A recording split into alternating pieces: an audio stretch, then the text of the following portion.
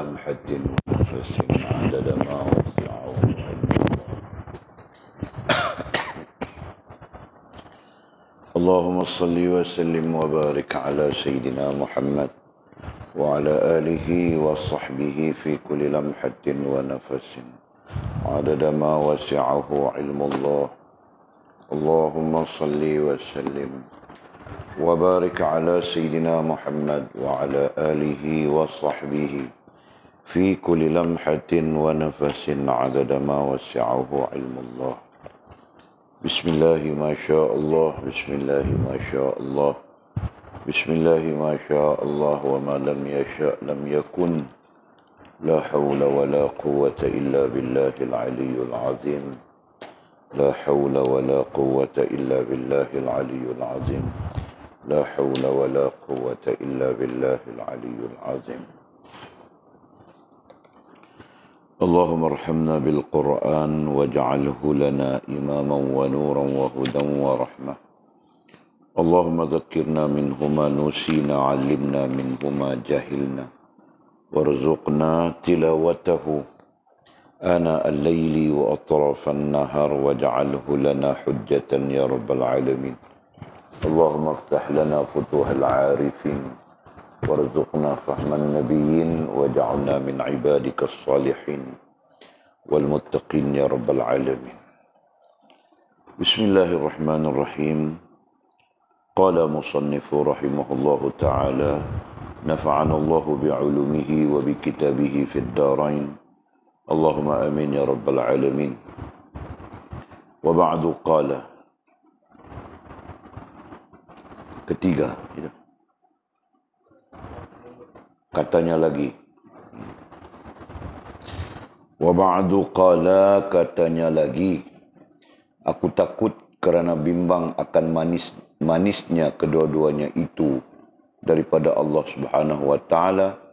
Lalu aku berkata kepadanya, aku ada mendengar Tuan Penghulu berkata semalam, wahai Tuhanku, sesungguhnya kaum itu meminta padamu kesukaan dan mengikut makhluk untuk mereka. Maka engkau memberinya hingga akhir perkataan. Lalu dia tersenyum padaku. Kemudian dia berkata, Anda katakanlah, sukakanlah, yakni gembirakanlah mereka untukku, kerana martabatmu itu belum sampai. Ketiga, tragedi bala dan kesusahan akibat tadbir sendiri menimpa ke atas anak Nabi Nuh alaihissalam ketika disuruh oleh bapanya masuk ke kapal dengan berkata, wahai anakku, menungganglah bersama-samaku dan janganlah engkau bersama dengan orang kafir. Maka jawab anaknya, aku pergi ke gunung agar aku terselamat daripada air. Lalu berkata Nabi Allah Nuh, pada hari ini tidak seorang pun yang terselamat daripada amar, yakni perintah Allah, kecuali orang yang mendapat rahmat Tuhannya. Ombak dan gelombang sebagai pengantara. Maka anak Nabi Nuh alaihissalam adalah antara orang-orang yang tenggelam di dalam air bah yang menenggelamkan negeri itu. Oleh itu, hendaklah anda ingat dan fikirkan tragedi sedemikian.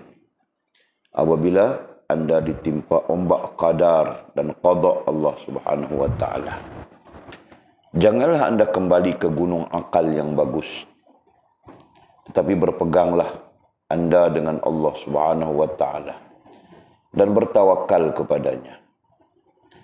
Apabila anda berbuat demikian, pasti anda selamat dan memperoleh kesabaran daripada bala dan qadar Allah SWT ke atas anda. Justru itu, tahulah anda bahawa meninggalkan tadbir, yakni mengatur diri dan ikhtiar bersama dengan Allah SWT itu akan mendapat pahala dan keuntungan yang besar ke atas diri anda. Dan itulah setinggi-tinggi maqam hamba. Sebagaimana firman Allah Subhanahu wa taala dalam surah Al-Isra ayat 1. A'udzubillahi minasyaitonirrajim. Subhanalladzi asra bi'abdihi laila. Artinya Maha Suci Allah Ta'ala yang telah memperjalankan hambanya pada malam hari. Surah Isra, Al-Isra ayat 1. Nabi Muhammad SAW itulah dipilih. Karena baginda adalah Nabi lagi Raja. Atau Nabi lagi hamba. Allah SWT yang terpilih. Sebagaimana firman Allah SWT dalam surah Az-Zariyat ayat 56. A'udzubillahi minasyaitonirrajim. Wa ma khalaqtul jinna wal insa illa liya'budun. Artinya, tiadalah aku menjadikan jin dan manusia melainkan supaya mereka menyembahku, yakni berbuat ibadat. Ibadat yang zahir itu untuk seseorang itu menyatakan kepadanya dan ruhnya itu meninggalkan ikhtiar. Meninggalkan ikhtiar anda tanpa melawan qadar dan menyerahkan segala hal ehwalnya kepada Tuhan yang qahar, yakni yang perkasa. Demikian juga Islamnya, zahir dan batin. Pada zahirnya, dia menurut suruhan Allah SWT dan Rasulnya. Manakala pada batinnya, dia tidak pernah melawan qadar dan bersabar terhadap balanya. Seolah-olah Islam itu rupa dan menyerahkan sekalian pekerjaannya itu roh. Orang yang sedemikian adalah seorang yang menyerahkan nafsunya kepada Allah Subhanahu wa taala dan redha kepada qadanya. Kemudian kata musannif, seseorang yang mengaku dirinya Islam. Okey, kita sambung. Kita sedang berbincang, topiknya adalah bagaimana melihat bala, musibah, bencana sebagai sesuatu yang boleh menghubungkan kita dengan Allah Subhanahu wa taala. Itu kan ringkasan daripada topik yang telah kita sebut. Ya.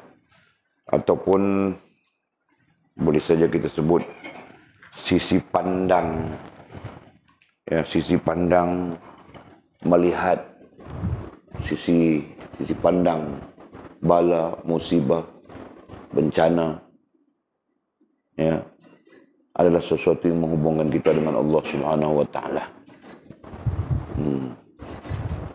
Jadi jika bala, musibah, bencana itu sesuatu yang boleh menghubungkan kita kepada Allah SWT, nah ini sepatutnya kita terima dengan redha saja, betul kan?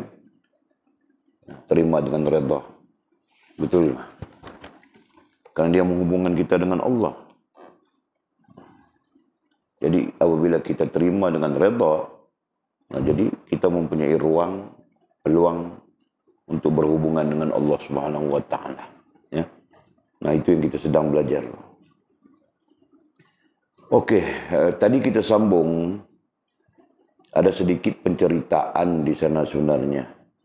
Penceritaan itu bermula pada muka surat 26 paragraf terakhir, iaitu berkenaan dengan Syekh Abu Hasan rahimahullahu ta'ala. Jadi, ingatkah? Masih ingat ya? Syekh Abu Hasan ini, Syekh Abu Hasan Shazali. Nah sebelum dia bergelar syekh, dia pun macam kita juga penuntut ilmu semuanya. Mencari ilmu, mencari guru. Ya kan? Nah ini apalagi orang-orang dulu. Nah, mereka sangat menjaga disiplin ilmu, ya, disiplin guru dan sebagainya. Jadi Abu Hasan ini salah seorang yang terlibat dengan hal mencari guru. Kan? Kemudian penceritaannya sampai kepada peringkat dia mendatangi gurunya, mendatangi seorang wali. Nah, belum lagi dia masuk berjumpa dengan wali, dia mendengar wali itu berdoa, gitu kan? Dalam doanya merintih-rintih saja, begitu. Antara doanya adalah orang selalu datang kepadanya, gitu kan? Macam mana bentuk doanya? Kita baca sudah. Ada dua bentuk doanya kalau diperhatikan di sana. Mana dia? Nah itu dia. Wahai Tuhanku, sesungguhnya aku bermohon kepadamu agar mereka tiada suka dan tiada melemahkan aku. Jadi wali ini, sang wali ini berdoa supaya orang tiada suka kepadanya. Faham tak? Jadi dalam masa yang sama orang tidak suka kepadanya dan hal itu tidak melemahkannya. Ya. Itulah. Jadi dia berdoa, ya Allah, aku mohon padamu ya Allah. Jadikanlah orang-orang yang suka mendatangiku ini tidak suka kepadaku.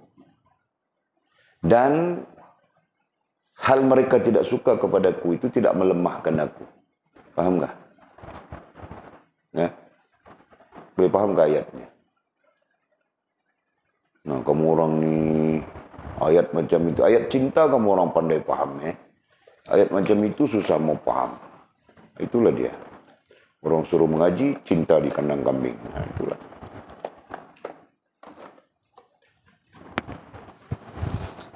Okey, ada dua hal terkait di sana. Ini kajian ya, saja-saja kita kaji. Satu, wali Allah ini, gurunya, kemudian menjadi gurunya kepada Syekh Hasan Shazali ya. Nah, wali ini, dia berdoa supaya orang-orang tidak menyukainya.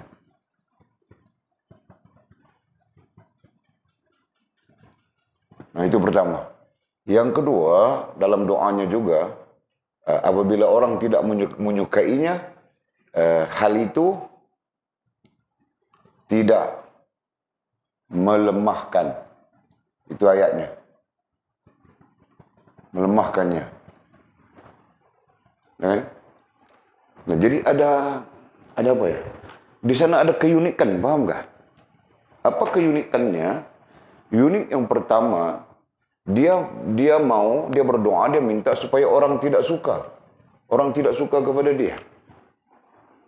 Padahal dalam banyak keadaan kita minta orang suka kita kan? Kan? Mana pernah kita minta, ya Allah, Mizi, tanda tangan, ya Allah, jadikanlah semua orang di sekelilingku tidak suka kepadaku. Mana ada, Pak? Betul kan? Kalau dia tidak mengatakan begitu dalam doanya pun, dia mau orang suka dia, Pak. Walaupun kadang-kadang perangainya itu buat orang tidak suka, betul kan? Nah, perangai. Macam mana kan ini kan?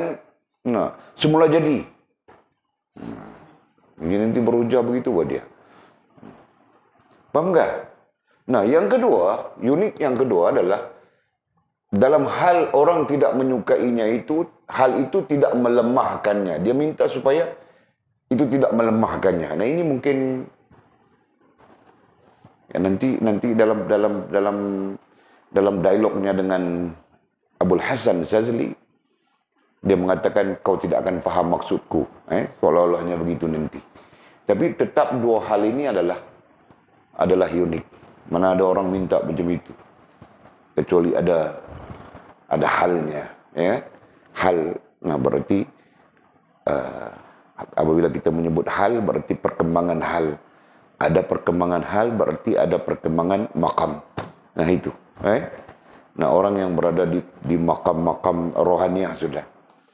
Adapun orang yang luar daripada makam rohaniah ataupun tidak berada di perkembangan rohaniah, nah dia berhajat seperti dia berhajat kepada makhluk, gitu kan? Nah, ini orang yang berada di makam rohaniah, makhluk luar sudah daripada kepalanya. Nah, itu. Okey. Tengok ya. Kemudian dia lanjutkan dalam doanya itu, agar aku tidak berhajat melainkan kepadamu. Ya. Jadi ada tiga, dua yang unik, satu yang ketiganya dalam ini kita kaji doanya ya.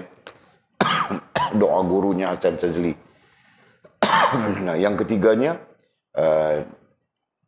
agar katanya, agar aku tidak berhajat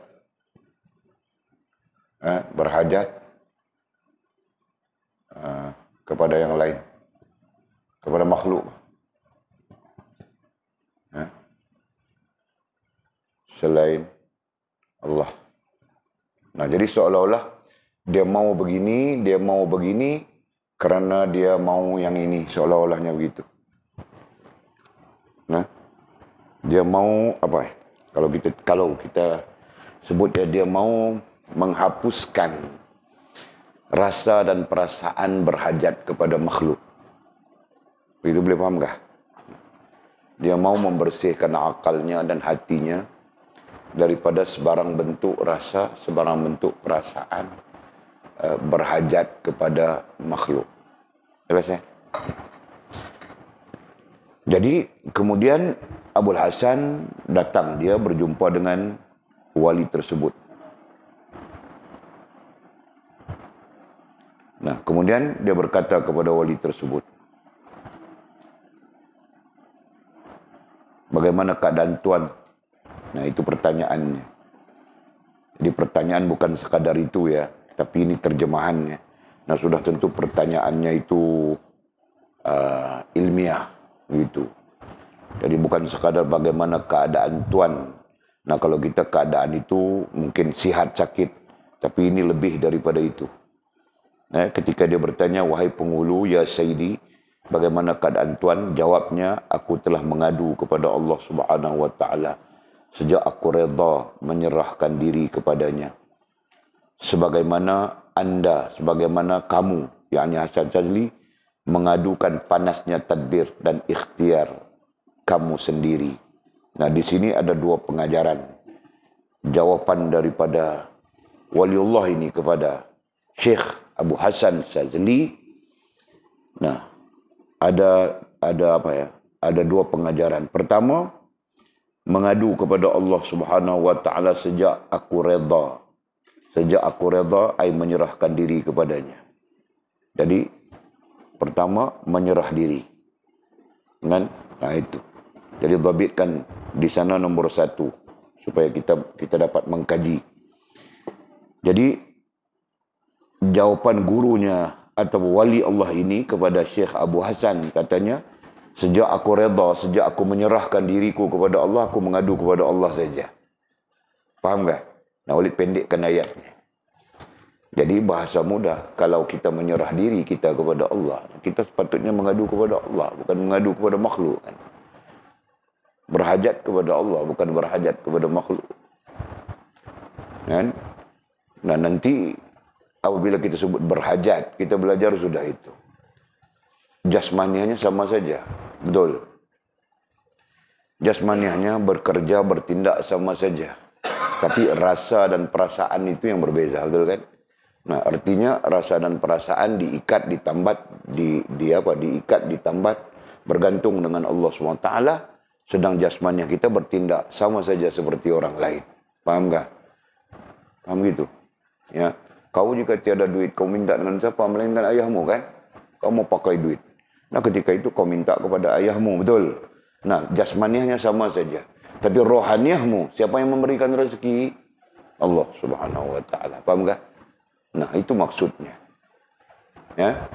Nah, jadi Abul Hasan, gurunya, Syekh Abu Hasan ini mengatakan, aku telah mengadu kepada Allah SWT sejak aku redha, yakni menyerah diri kepadanya. Jadi apabila aku menyerah diri kepada Allah, berarti aku redha dan aku mengadu hanya kepada Allah SWT. Nah, itu jawapannya. Kemudian katanya, sebagaimana kamu mengadu panasnya tadbir dan ikhtiar kamu sendiri. Sebagaimana kamu pun sama saja. Ya. Kamu di situ adalah Abul Hasan Shazali ketika mudanya, ketika menjadi seorang penuntut ilmu. Ya. Sebagaimana kamu mengadukan panasnya tadbir dan ikhtiar sendiri. Panasnya itu simbolik.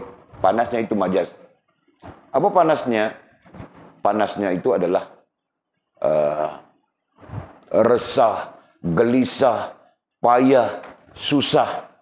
Ya? Nah, itu maksud panasnya. Ya. Seperti mana kamu mengadu panasnya tadbir dan ikhtiar kamu sendiri. Ya. Jadi orang yang tadbir, Kita belajar sudah tentang tadbir. Tadbir itu dengan makna terakhir adalah perasaan diri. Dengan makna awalnya adalah merasakan diri mempunyai daya dan upaya yang sempurna. Itu awalnya. Di penghujungnya kita menerjemahkan atau menafsirkan tadbir itu dengan perasaan sendiri. Nah, rupa-rupanya orang yang merasakan dia mempunyai daya dan upaya yang sempurna, atau orang yang perasan diri ini, dia sebenarnya dalam keadaan panas. Ya. Panas apa yang kita sebut sudah tadi, resah, gelisah. Kan? Nah, itu keadaannya. Tidak mencukupi itu, tidak mencukupi ini, tidak memadai itu, tidak memadai ini, itu keadaannya. Paham nggak? Nah, itulah maksud panas. Berbanding orang yang menyerah diri kepada Allah Subhanahu wa taala. Ya kan? Nah, seperti mana kita sebutkan tadi, jika kita menyerah diri kepada Allah Subhanahu wa taala, jadi kita nanti redha dengan Allah Subhanahu wa taala. Ketika kita redha dengan Allah Subhanahu wa taala, yang namanya bala, yang namanya bencana, yang namanya musibah, nah itu dianggap sebagai ujian, gitu kan? Nah, dia tidak akan menjadikan kita resah, gelisah, tidak akan menjadikan kita panas. Paham nggak? Ujian itu tidak menjadikan kita panas. Berbanding dengan orang yang, apa tadi kita sebut? Orang yang tidak menyerahkan diri kepada Allah SWT. Atau orang yang bergantung dengan rasa dan perasaan mempunyai daya upaya yang sempurna. Ataupun orang yang perasaan diri kita katakan. Nah, mereka akan resah. Paham nggak? Nah, jadi kalang kabut saja. Boleh paham, Jul? Itu contoh mudah. Jadi sekurang-kurangnya kita spirit siap-siap ya. Jadi keadaannya satu, orang yang kita ambil perkataan redha saja, Muhammad Ijra ya. Redha, menyerah diri, redha. Ya. Dengan Allah. Nah, mereka tidak, istilahnya panas. Ya. Yakni apa panas? Resah, gelisah, ya, dan sentiasa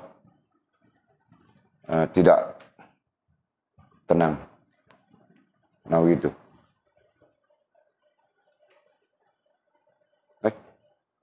Orang yang redha dengan Allah, mereka tidak panas. Apa itu panas? Nah, ini penjelasan tentang panas saja. Ini penjelasan tentang panasnya. Ini penjelasan ya. Penjelasan kepada apa itu panas. Nah, sebaliknya, yang kedua adalah sebaliknya. Orang yang tidak redha dengan Allah, berarti tidak menyerah diri kepada Allah SWT. Nah, mereka nanti dipenuhi dengan resah, gelisah, dan sentiasa tidak tenang.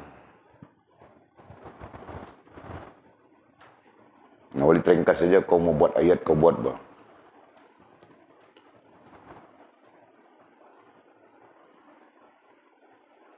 Jadi sejauh mana benar, memang benar bang.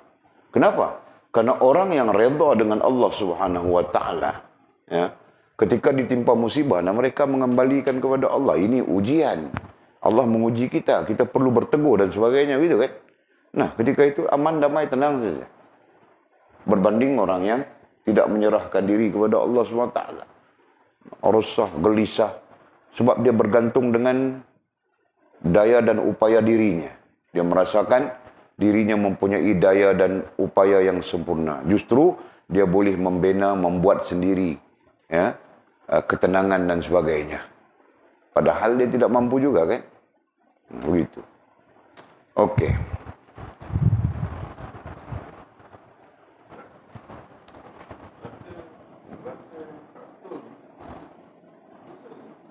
Berdosa. Sebab rasa ini adalah isu rohaniah. Rohaniah itu kalau kita skeptikkan dia, spesifikkan dia, akal dengan hati. Dia ada dosa disebabkan akal, ada dosa disebabkan hati, ada dosa disebabkan pemikiran, ada dosa disebabkan perasaan. Nah, jadi itu dipanggil dosa rohaniah. Nah, kan? Secara kesimpulan dia panggil dosa rohaniah. Berarti ada perkara rohaniah yang berdosa. Apa? Itu kita sebut tadi. Rasa dan perasaan yang tak wajar, tak patut. Ya kan? Jadi kalau kita kaji dari sudut usuluddin, rasa dan perasaan ini, rasa dan perasaan yang kita katakan tadi, yang salah tadi. Wajib tanya tadi rasa, perasaan dan salah kan? Rasa dan perasaan yang salah itu bagaimana bentuknya? Ada bentuknya mensyirikkan Allah SWT. Tetap syirik. Itu dipanggil syirik rohaniah. Ini kan? Jadi contoh, saya bagi contoh. Contoh macam mana mensyirikkan Allah SWT. Dia meletakkan dia mempunyai daya dan upaya yang sempurna. Dia seolah-olah tak terkait dengan Tuhan. Atau sisi lain dia share, kongsi dengan Allah. Allah pun mempunyai kuasa yang sempurna, dia pun mempunyai daya upaya yang sempurna. Seolah-olahnya begitu. Ini yang menjadikan tak menyerah diri kita sebutlah. Kan? Dia tak menyerah diri secara sempurna kepada Allah. Dia tetap bergantung dengan dia punya pandai dia, itu, dia ini, dia akal dia dan sebagainya. Jadi kalau dinisbahkan kepada syirik, itu dipanggil syirik rohaniah.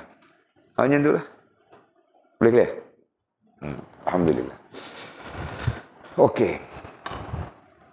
Ini kita sedang duk kaji doa ni. Kaji apa? Kaji dialog. Dialog antara seorang waliullah dan merupakan guru kemudiannya kepada Abu Hasan Syazali. Okey, jadi katanya, selesai sudah tadi ya. Katakanlah padaku keadaan yang sebenar yang berlaku. Kemudian Abu Hasan Syazali meminta gurunya supaya memberitahu dia perkara yang sebenar yang berlaku, apa yang terjadi sampai begitu doanya, sampai gurunya mendoakan begini. Tadi kita sebut sudah ini doa gurunya kan, sampai gurunya mendoakan begini. Apa yang terjadi? Tanya Abu Hasan Syazali. Seolah-olahnya begitu. Dan apa juga keadaan rupa aduan kamu, dan apa juga keadaan. Ini merujuk kepada pertanyaannya tentang kenapa mengadu, kenapa mengadu begini.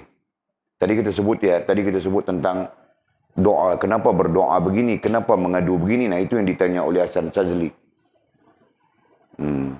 Dan apa juga keadaan rupa aduan kamu sejak redha dan taslim. Redha kita bincang sudah ya. Redha artinya menerima tanpa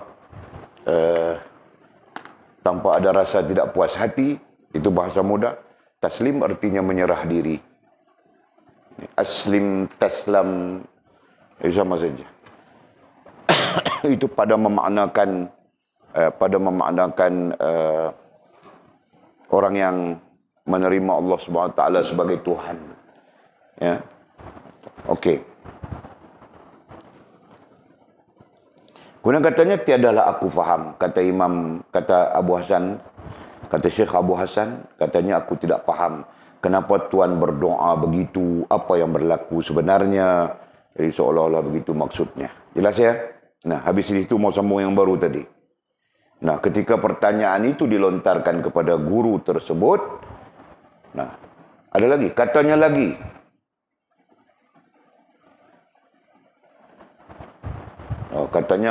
Kata gurunya. Katanya, gurunya wali yang kita sebut. Wali yang dia berjumpa itu. Katanya, aku takut kerana bimbang akan manisnya kedua-duanya itu daripada Allah Subhanahu wa taala. Lalu aku berkata kepadanya, siapa aku ini? Hasan Syazali sendiri, bukan gurunya. Katanya lagi, kata Abu Hasan Syazali. Katanya Abu Hasan Syazali. Nah, begitu cara dhabit kitabnya. Aku takut, katanya, kerana bimbang. Ayat ini pun orang yang menterjemahkan ini, orang yang mengalih bahasa inilah masalah tu. Dalam teks klasik kata apa?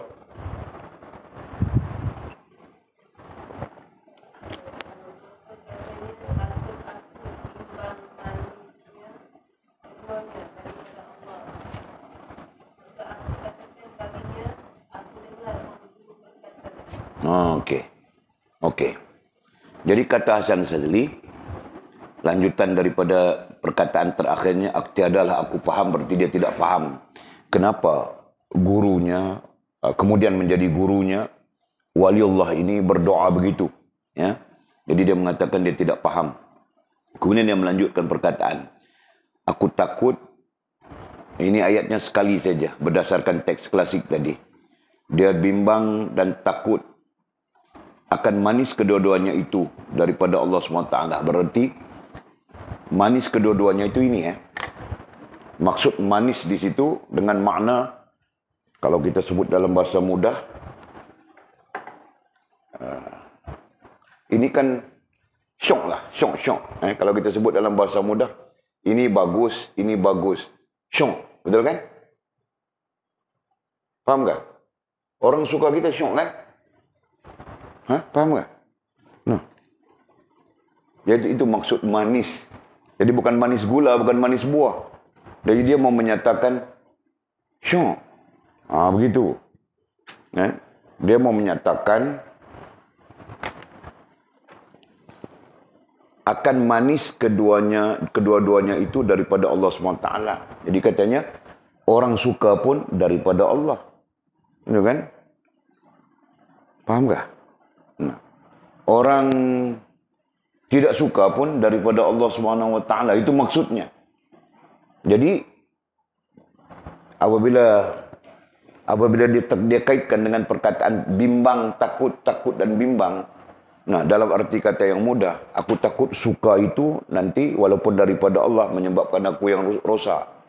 Atau orang benci kepadaku walaupun daripada Allah boleh menyebabkan aku rosak. Itu bimbangnya. Faham tak? Sedangkan dia tidak memahami perkataan, ayat itu menunjukkan dia tidak memahami perkataan gurunya tadi. Perkataan kemudian menjadi gurunya, perkataan wali itu. Nah, jadi dia bimbang, dia takut. Okey. Lalu aku berkata kepadanya, Abu Hasan Shazali, ya kan, berkata kepadanya, wali itu tadi, kemudian menjadi gurunya itu tadi. Katanya, aku mendengar Tuan Penghulu berkata semalam. Baru dia riwayatkan apa yang dia dengar. Ya. Aku mendengar Tuan Penghulu berkata semalam, berdoa, gitu. Berdoa semalam. Ketika dia datang malam hari tapi tidak berjumpa dengan wali atau guru tersebut. Dia dengar saja wali itu berdoa. Gitu kan? Mungkin dia di luar, gurunya di dalam, biliknya tepi. Dia berada di tepi dinding ini. Itu rumah orang Arab, bukan macam rumah kita. Kan? Rumah orang Arab dulu-dulu lagi pakai tanah saja. Begitu, okey.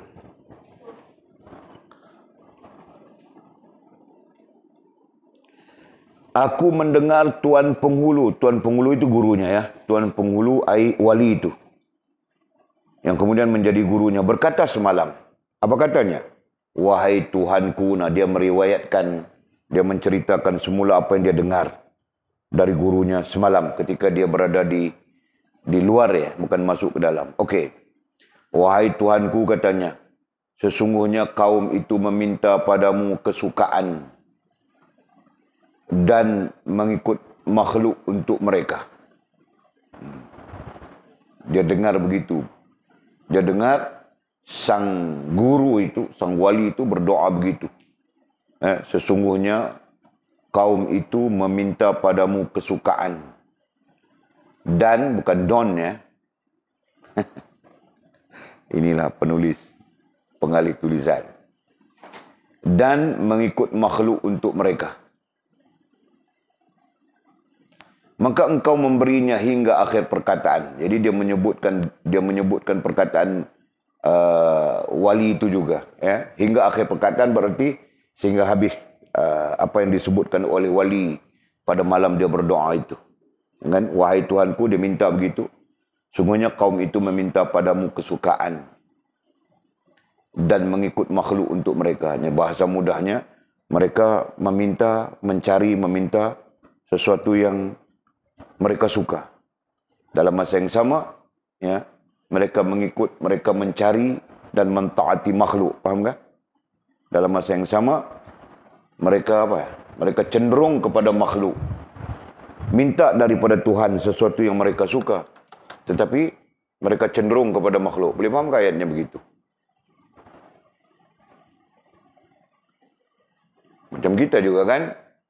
Nah, kita minta daripada Allah SWT, ya Allah bagilah rezeki, ya Allah bagilah itu, ya Allah bagilah ini, ya Allah, ya Allah, ya Allah. Tapi kecenderungan kita bukan Allah, kecenderungan kita makhluk. Nah, itu keadaannya.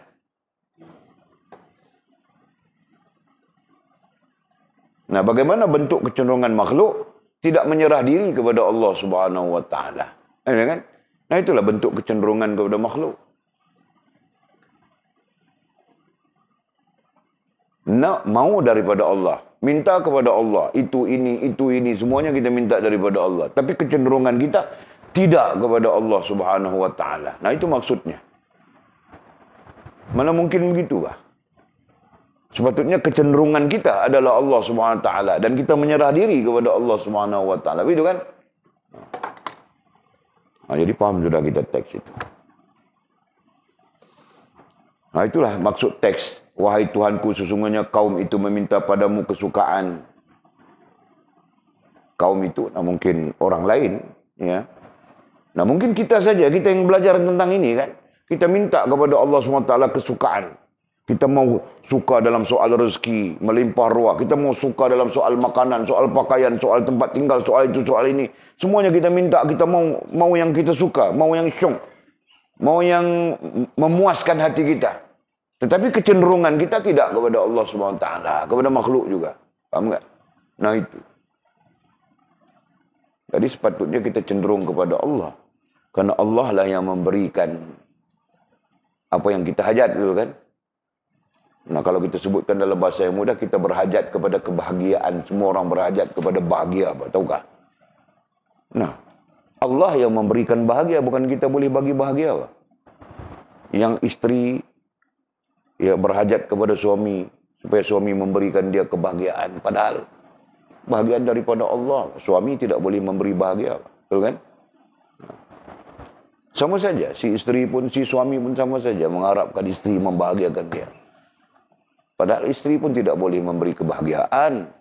Yang memberi kebahagiaan itu Allah Subhanahu wa taala atas sifat apa? Atas sifat redha atau menyerah diri kepada Allah Subhanahu wa taala. Faham tak? Nah itu. Jadi dalam arti kata yang lain, apapun yang kita hajat, kita mau daripada Allah Subhanahu wa taala, yang kita minta daripada Allah Subhanahu wa taala, sepatutnya kita sendiri cenderung kepada Allah, bukan cenderung kepada makhluk. Faham tak? Nah begitu. Ya, nanti kamu orang ada suami, nah jangan cenderung kepada makhluk, suamimu itu makhluk saja, faham tak? Nah, pemegang segala-galanya adalah Allah Subhanahu wa taala. Jelas tak? Nah, kau perlu ikut Allah, kau perlu taat kepada Allah Subhanahu wa taala, begitu. Nah, nanti suamimu ajak fast, jom kita pergi malam ini kita pergi fun fair. Nah, kau pun ikut saja. Nah, karena dia suami, kau perlu taat kepada dia. Nah, taat itu dalam perkara taat saja, bukan perkara maksiat, tahukah? Nah, perkara maksiat kau tidak perlu taat, kau cakap dia dengan dia elok. Aku tidak mau pergi bang, aku ni niqab begini. Kau buang saja niqab itu. Nah, kau pun buang. Nah, aku kadang-kadang aku tidak percaya, Sekarang lagi aku tidak percaya orang perempuan berniqab. Minta maaf, aku cakap jujur saja, tahukah? Niqab pun tadi ada satu video, niqab pun menari, Sudah pelik-pelik sudah sekarang ini, mau kiamat sudah, tahukah? Aduh. Hancur. Jadi kau boleh percaya lagi ke orang niqab? Aku tidak percaya sudah. Kemarin aku jumpa orang pakai tudung sol itu marah sambil menari. Ini hari jumpa pakai niqab menari-nari pula. Mau percaya siapa lagi?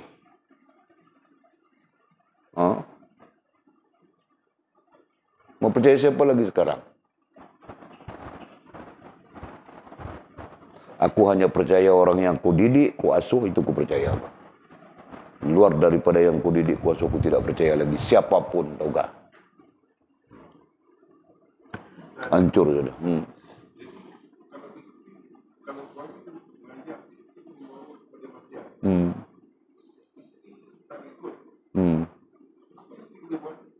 Dia kena cerita sebab dia.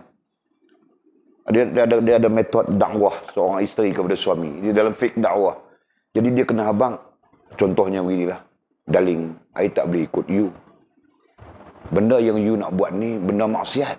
Bercanggah dengan Allah, bercanggah dengan Rasul. Dia kena cerita tu. Kan?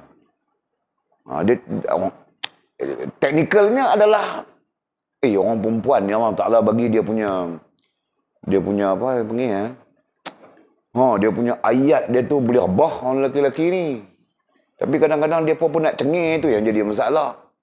Kan? Dia tengok di telefon suami dia, ada orang perempuan ni dia hantar WhatsApp pam, dia balik telefon suami dia.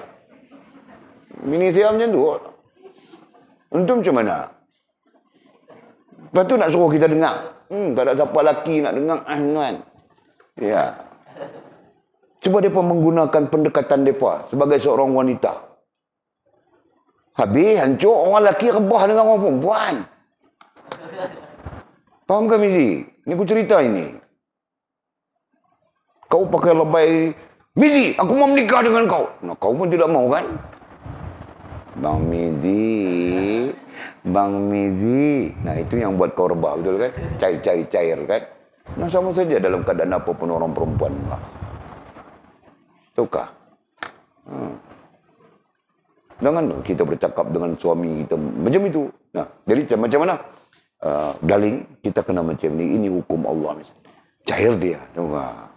Macam itu. Ada fake dakwahnya ada macam tu.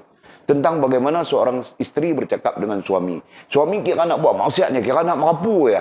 Isteri dia dalam keadaan yang beragama, kita katakan begitu kan. Nah, ada kaedah-kaedahnya. Atau seorang isteri dengan suami.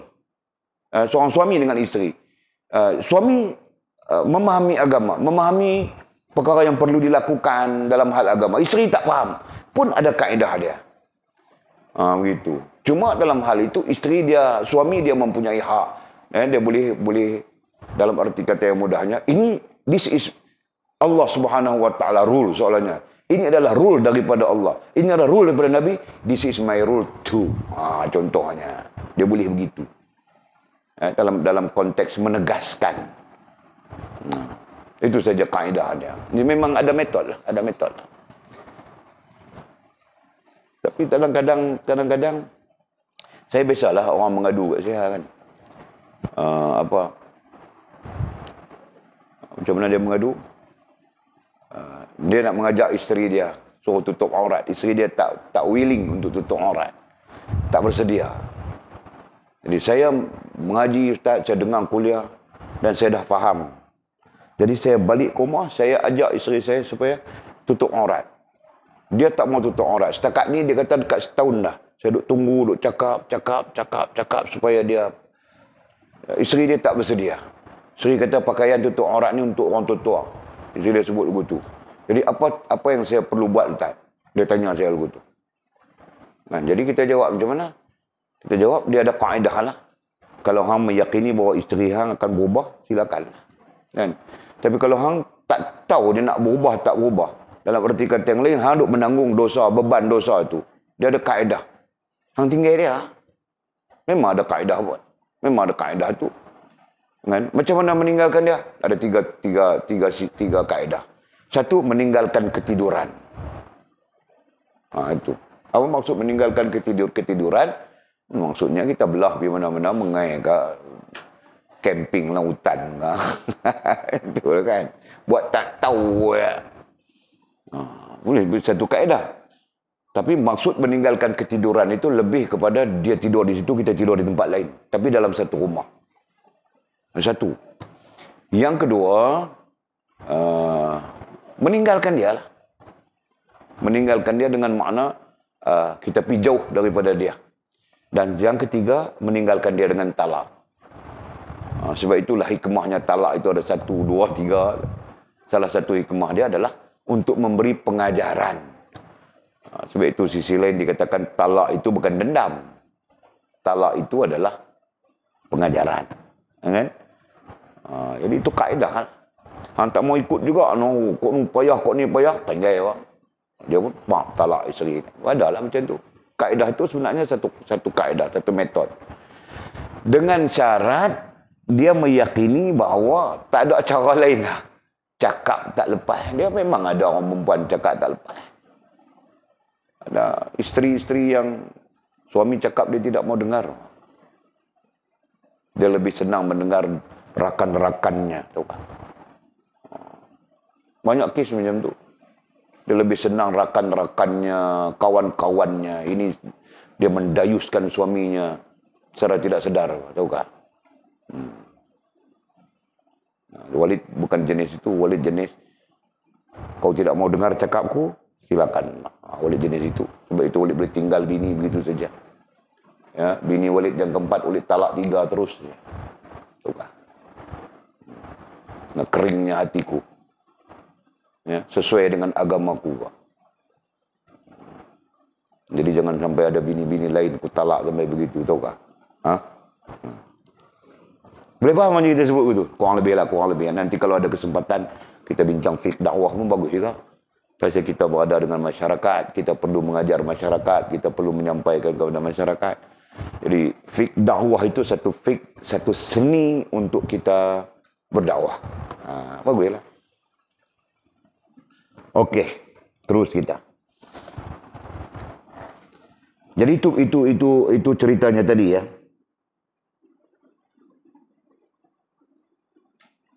Lalu dia tersenyum padaku. Kata Imam Abu Hasan, kata Abu Hasan Shazali, apabila soalan itu dikemukakan kepada guru, kepada waliullah ini yang kemudian menjadi gurunya, lalu dia tersenyum kepadaku.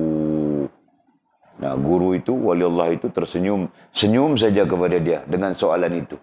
Kemudian dia berkata, selepas dia senyum, dia berkata, kamu katakanlah. Ini tidak betul terjemahan. Kalau berdasarkan kepada teks Arab, kamu katakanlah, sebenarnya salah. Ya, terjemahan yang betulnya sebenarnya begini. Begitu. Tapi tidak apa-apa. Ini alih bahasa. Jadi katanya sukakanlah, yakni gembirakanlah mereka untukku. Ya. Jadi syekh ini tidak terus menjawab ya.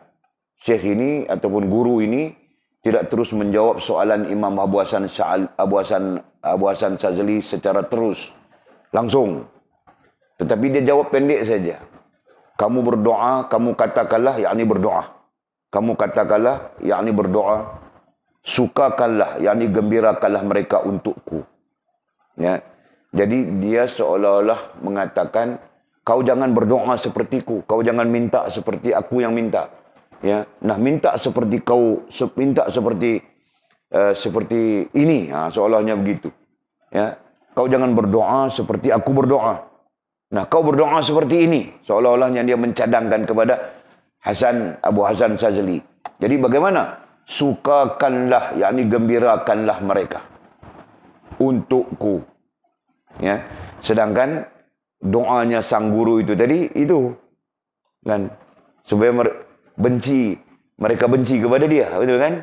Dia mendoakan orang-orang benci kepada dia. Nah, ketika Abu Hasan Shazali mengemukakan soalan yang dia tidak faham dan sebagainya tentang itu, nah kata sang guru ini, jadi kau berdoa begini, jangan berdoa seperti ku berdoa, kau berdoa begini. Ya, berarti ditunjukkan kepada Abu Hasan Shazali, nah kau berdoa begini, bagaimana? Sukakanlah, yakni gembirakan mereka untukku. Begitu saja pesannya. Jadi seolah-olah kau tidak patut, kau tidak layak begitu. Kau tidak layak berdoa, ya Allah. Jadi kalau mereka benci kepadaku, kau tidak layak. Jadi kelayakanmu apa? Kelayakanmu hanya berdoa, sukakanlah mereka untukku. Ya kan? Sukakanlah mereka untukku. Itu. Okey. Kenapa? Kerana martabatmu itu belum sampai. Nah, jadi sang guru itu mengatakan kepada Abu Hasan, karena martabatmu itu belum sampai. Jadi kesimpulannya apa di situ? Kalau ikut teks kita sedang berbincang tentang bala, betul kan? Kita sedang berbincang tentang bala, musibah, bencana itu sebagai sesuatu yang menghubungkan kita dengan Allah SWT. Ini pandangan yang patut ada kepada kita sebagai hamba Allah yang beriman, begitu kan? Nah, kita perlu keluar daripada skop yang kita suka, itu kita terima dengan redha, yang tidak kita suka, nah itu kita benci dan kita buruk adab dengan Allah Subhanahu wa taala. Kita perlu keluar daripada skop itu. Betul kan? Nah, jadi kita perlu berada di skop mana? Kita perlu berada di skop yang suka, yang tidak suka, tetap kita redha. Betul kan? Nah, yang suka sihat, yang tidak suka sakit, betul? Nah, kita mau berada di keadaan sihat pun kita redha, sakit pun kita redha. Nah, kita mau berada di keadaan itu. Betul kan? Dan lagi-lagi, lebih-lebih lagi, rohaniah dan jasmaniah kita berada dalam keadaan redha dengan Allah Subhanahu wa taala, ya. Nah, jadi secara kesimpulannya di situ kita sedang belajar tentang bagaimana untuk menerima susah atau senang, sihat atau sakit, baik atau buruk, ya kan? Yang kita suka atau yang kita tidak suka, ya. Untuk menerima dengan redha, ya, keadaan-keadaan itu, ya, sehingga nantinya kita menjadi hamba yang sihat pun alhamdulillah, sakit pun alhamdulillah, gitu kan? Susah pun alhamdulillah, senang pun alhamdulillah, begitu, ya. Syok pun alhamdulillah, tidak syok pun alhamdulillah. Jadi kita menjadi hamba yang sentiasa bersyukur dalam keadaan apapun. Nah, inilah realiti yang kita sebutkan tadi. Ya, inilah keadaan yang kita sebutkan tadi. Orang yang redha dengan Allah, mereka tidak akan panas. Jadi kalau kita redha dengan Allah, kita tidak akan menjadi orang yang panas. Apa panas? Resah, gelisah, dan sentiasa tidak tenang. Kalau kita menjadi orang yang tidak redha dengan Allah, contoh kita sebutkan tadi, yang dia suka yang dia redha, yang dia suka saja. Yang dia tidak suka, dia tidak redha. Contohnya, sihat dia suka, dia redha. Sakit dia tidak suka, dia tidak redha dengan Allah SWT. Contohnya. Nah, orang ini sentiasa panas. Keadaannya sentiasa panas, tahu tak? Nah, sentiasa panas, resah, gelisah, tidak tenang. Kenapa? Karena hakikatnya dia bergantung dengan daya dan upayanya sendiri. Atau dia perasan diri. Paham tak? Nah, itu. Jelas ya?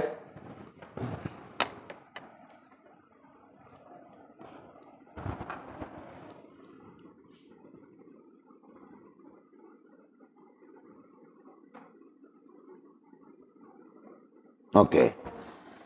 Nah, jadi kesimpulannya kita sebut sudah tadi, dan kesimpulan terakhir daripada perkara kedua ini adalah martabatmu belum sampai.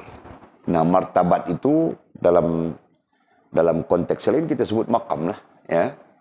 Martabat ataupun maqam. Nah, ada orang yang makamnya seperti sang wali itu tadi. Nah, dia berdoa begitu sesuai dengan dia, Pak. Kita yang bukan sampai ke situ, belum sampai di posisi sang wali itu tadi, gitu kan? Nah, jadi kita jangan doa begitu. Paham gak, Jul? Nah, nanti kau meminta, ya Allah, jadikanlah semua orang benci aku. Nah, orang benci semua kau, Pak. Kau mau hidup pun tidak boleh. Nah, kau jadi, macam mana ini? Nah, sudah. Paham gak?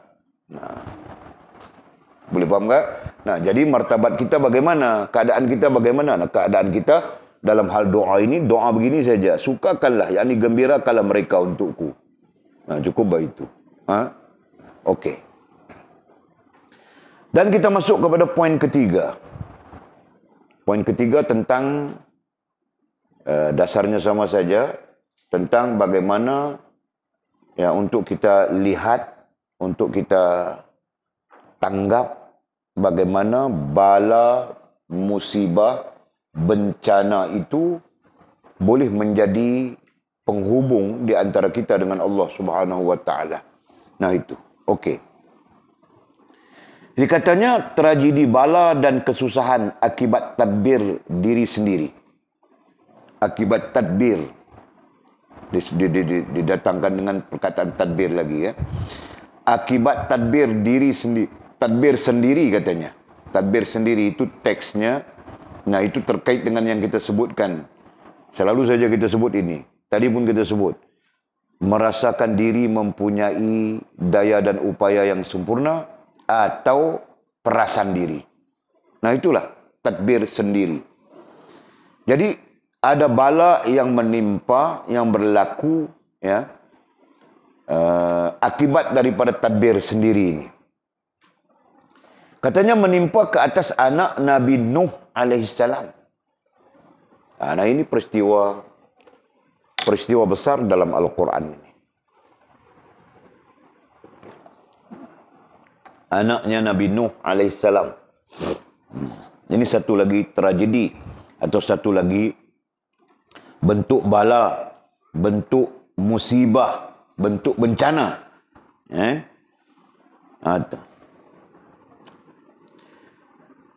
Menimpa ke atas anak Nabi Nuh alaihissalam ketika disuruh oleh bapaknya ai Nabi Nuh. Bapaknya ai Nabi Nuh masuk ke dalam kapal, dengan berkata, di mana bapaknya ai Nabi Nuh berkata kepada anaknya, wahai anakku, menungganglah, irkam ma'ana kalau dibaca dalam Al-Quran, kan? Menungganglah bersama-samaku. Bukan menunggang di situ buat naik kapal. Menunggang ini kan digunakan untuk kuda kah, unta kah, gitu kan? Perkataan irkab, rakaba yurakibu irkaban, irkab itu dengan makna menunggang. Jadi katanya diterjemahkan dengan makna menunggang di sini. Tapi kalau ikut kapal berarti naik kapal, gitu kan? Naiklah, ya, menungganglah, naiklah kapal bersama-samaku, kata Nabi Nuh alaihissalam. Dan janganlah engkau bersama dengan orang kafir. Wahai anak, jangan kau bersama dengan orang kafir. Siapa orang kafir itu? Orang yang menentang baginda Nabi Nuh alaihissalam. Orang yang menolak dakwah seruan Nabi Nuh alaihissalam. Ya kan? Dikatakan mereka itu termasuk anaknya dan istrinya. Antara orang-orang yang kafir itu, ya. Orang kafir ketika itu adalah orang yang menolak seruan Nabi Nuh alaihissalam. Nabi Nuh menyeru apa? Nabi Nuh menyeru kepada tauhid. Nabi Nuh menyeru kepada berpegang dengan satu Tuhan saja. Sedangkan umat pada ketika itu bermacam-macam Tuhan sudah. Ada yang bertuhankan pokok, ada yang bertuhankan bukit bukau gunung, ada yang bertuhankan bulan bintang, ada yang bertuhan macam-macam Tuhan.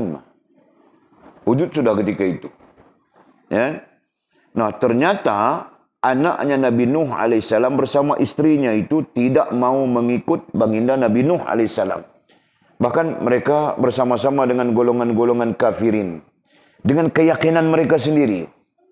Ya. Dengan keyakinan mereka sendiri. Lalu anaknya Nabi Nuh alaihissalam menjawab. Apabila Nabi Nuh mengajaknya, dia menjawab. Aku pergi ke gunung. Aku akan pergi ke gunung agar aku terselamat daripada air banjir. Nah, kata anak Nabi Nuh menceritakan kepada anaknya, kan, Allah Subhanahu wa taala akan menurunkan hujan daripada langit dan menenggelamkan bumi, begini diceritakan kepada anaknya. Nah, ketika perintah Allah Subhanahu wa taala itu datang, dia mengajak anaknya naik kapal, Pak. Anaknya sendiri menyaksikan, ya, itu disebutkan di dalam Al-Quran. Ayahnya Nabi Nuh alaihissalam membina sebuah kapal. Nah, dia membawa orang-orang kafirin bersama dengan orang-orang kafir lain, termasuk maknya, istrinya Nabi Nuh alaihissalam. Nah, mereka lah yang mewujudkan apa, ya, seolah-olah mereka mentertawakan Nabi Allah Nuh alaihissalam. Istri, anak. Ada riwayat mengatakan istrinya mengapalai golongan-golongan kafirin itu. Ketawa kepada suaminya, tahu kah? Dia pergi kutip orang, bawa satu bas, datang. Nah, kau ketawakan suamiku. Seolahnya begitu. Nah, esok dia bawa lagi seorang, satu bas. Pergi. Nah, kau ketawakan suami aku. isteri dengan anaknya. Sebab itu cerita Nabi Nuh AS kalau dibentangkan banyak sisi, kan? Banyak sisi keburukannya pada perempuan dan anak, tahu tak? Yang tidak mau mengikut bapaknya. Banyak sisi, banyak sisi. Nah, sampai kepada satu sisi, apabila bercerai suami isteri, nah si anak-anak itu tidak mempedulikan bapaknya, nah itu pun ada sisinya, tahu tak? Diperbincangkan.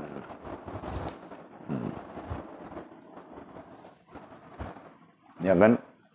Kita orang lelaki ni terpinggir, tahu kah? Sedih kita.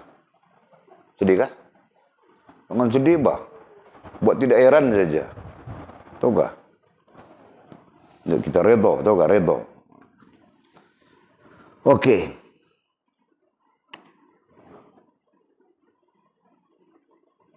Jadi anaknya mengatakan, apabila ayahnya mengatakan Allah Subhanahu Wa Taala akan menurunkan perintahnya, ya, dengan menurunkan hujan, ya, di mana akan menyebabkan banjir besar begini. Nah, apa kata anaknya? Kata anaknya, kami akan pergi ke gunung, kami akan naik di atas gunung, kami duduk di atas gunung, kami akan terselamat daripada air banjir. Begitu katanya. Dalam ayat dalam Al-Quran diceritakan bahawa Nabi Nuh menjelaskan lagi bahawa tidak ada tempat yang tidak akan tenggelam, melainkan semua tempat akan tenggelam, termasuk gunung-gunung. Nah, gunung-gunung pun akan tenggelam. Nah, si isteri dengan si anak ketawa kepada suaminya. Gila sudah ayah kau. Gitu soalannya. Kan? Si anak, ayahku gila sudah. Si isteri mengatakan ayahnya, suaminya gila. Si anak mengatakan ayahnya gila. Kan? Okey. Lalu berkata Nabi Allah Nuh, ya, ketika anaknya berkata begitu, Nabi Allah Nuh pun menjawab, pada hari ini ya, bukan TNT ya. TNT itu bahan untuk buat bom. Dipanggil TNT. Dalam bahasa tentera dipanggil belacan. Itu TNT. Pada hari ini, yakni pada hari banjir itu, tidak seorang pun yang terselamat daripada amar, yakni perintah Allah SWT.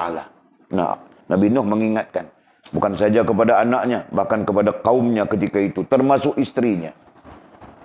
Pada hari ini, tidak seorang pun yang terselamat daripada amar, yakni perintah Allah Subhanahu Wa Taala. Amar, perintah itu banjir. Ya, karena banjir itu dikaitkan disebut sebagai perintah Allah SWT. Bagaimana perintah? Allah memerintahkan langit menurunkan hujan tanpa henti. Allah memerintahkan bumi supaya tidak menyedut air itu. Nah, itu maksudnya perintah. Nah, turun hujan, bumi tidak menyedut air itu. Bayangkan, sekejap saja tenggelam. Ya, walaupun tidak tahu Nabi Nuh datarannya di mana. Kan? Nah, tenggelam terus. Ada yang mengatakan tenggelam seluruh dunia, yang namanya dunia itu tenggelam. Wallahu a'lam. Ini cerita beribuan tahun, jutaan tahun mungkin dulu. Ribuan tahun bukan jutaan, ribuan tahun. Pada zaman Nabi Nuh AS. Nabi Nuh itu Nabi ketiga kan. Adam, Idris, Nuh. Adam, Idris, Nuh. Nabi Nuh AS. Rasul yang ketiga. Okey. Pada hari ini tidak seorang pun yang terselamat daripada amar, yakni perintah Allah Subhanahu Taala menurunkan hujan, ya, sehingga banjir itu, kecuali orang yang mendapat rahmat Tuhannya. Kecuali orang yang mendapat rahmat Tuhannya. Begitu kata Nabi Nuh alaihissalam kepada anak dan istrinya. Pun mereka terus ketawa kepada dia. Tawa saja. Kan? Okey.